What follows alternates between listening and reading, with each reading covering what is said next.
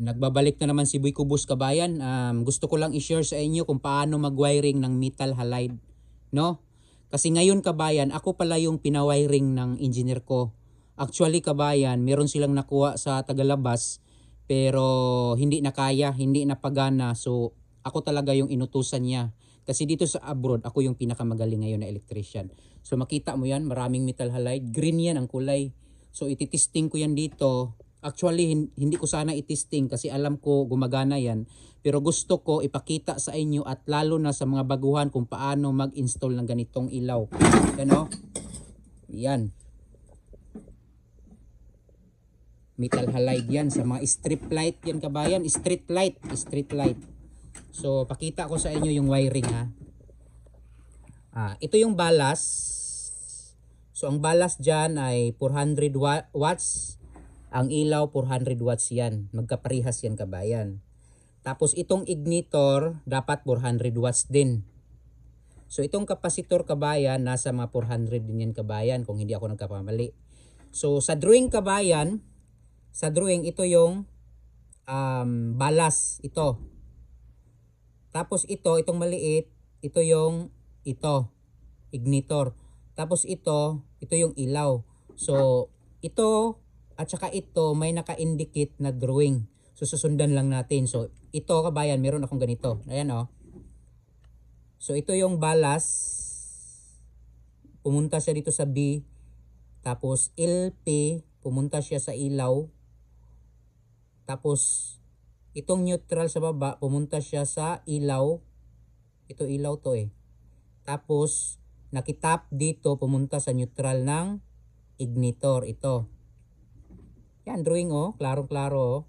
Oh, may mga pangalan oh. Nandito dito oh. Yan oh. BLP neutral. Yan. Susundan mo lang kabayan. So dito kabayan, itong kapasitor wala sa drawing, no? Nilagyan nila ng kapasitor. Pero kung tatanggalin natin ang kapasitor, gagana pa rin itong ilaw. So may kapasitor na nilagay. Saan ba 'to nilagay yung kapasitor? Line 1, line 2 lang yan kabayan. Titingnan natin yung ito ha, itong isang wire ha. Pumunta siya dito sa ignitor oh. Ang pumunta siya dito, ganyan, di ba? So dito siya pumunta. Ito oh. Neutral yan kabayan, no? Neutral. So para malaman niyo na neutral yan, naka-direct yan papunta sa power. Itong wire oh, naka-loop lang yan, naka-ano lang diyan, naka-splice lang yan, naka-connection oh, connected diyan oh. Tingnan mo tong wire oh. Yan oh. Yan, power supply na yan. So ito nakita natin itong niya, yung kapasitor. Ito. Yung isa hanapin natin dara, ito.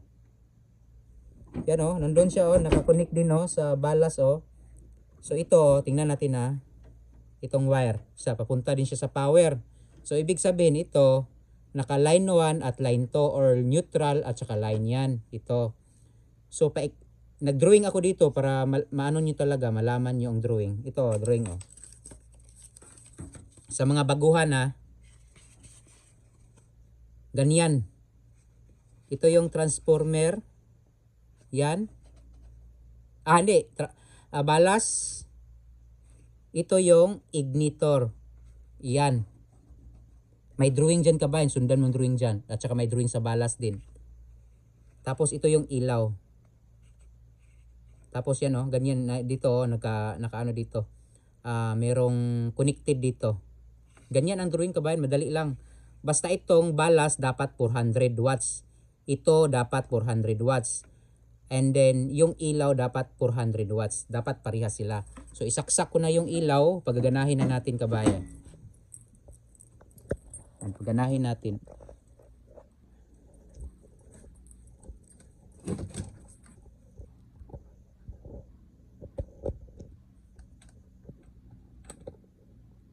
Tutorial yan.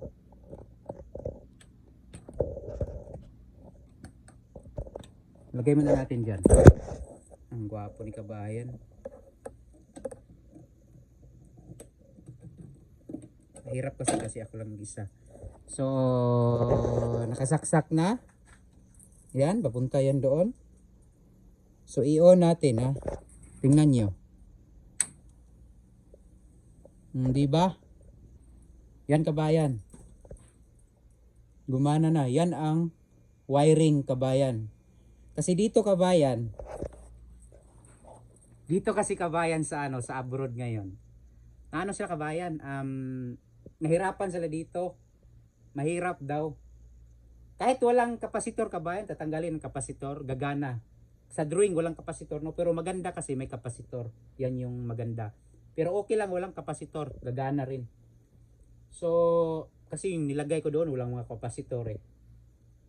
Kasi yung iba, sabi walang kapasitor, hindi gagana, pinagana ko walang kapasitor. So, ganyan ang wiring. Yung mga tagalabas kasi at saka yung ano, yung tagalabas na contractor, hindi na kaya to.